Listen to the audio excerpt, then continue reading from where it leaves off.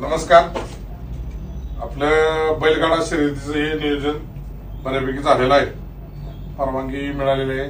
आपलं दरवर्षीप्रमाणे आमचे मित्र कैलासवासी पैलवान सोमनाथ यादव याच्या स्मरणात आपलं एक भव्यदिव्य आदतचं मैदान असते.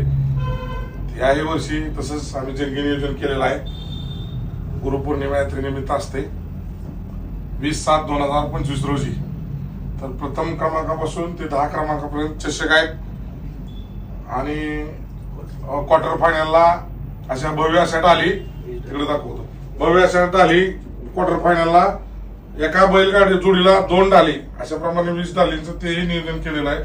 आकर्षक असे वेगळे यंदा सर्व समालोचक झेंडापंच सर्वांचा सन्मान चिन्ह देऊन आम्ही यावेळी गौरव करणार आहोत. तर अशी आमची पूर्वतयारी झालेली आहे. आमचे मित्र कार्लोस पैलवान तुम्हाला जरा संबोधित करतील. मैदानात काय त्रुटी काय नियम कार्लोस पैलवान बोलतील. नमस्ते. आपले आज उद्यापासून ऑनलाईन नोंद चालू होणार आहे. 19 तारखेपर्यंत ऑनलाईन नोंद आहे. तर सर्व बैलगाडी मालकांनी नोंद करून घ्यावी. आणि महत्वाची गोष्ट म्हणजे क्वार्टर फायनलला डबल डाल आहे. दोन ज्या बैलगाडी मालक आहेत त्यांना दोघांना एकीकडे डाल भेटेल.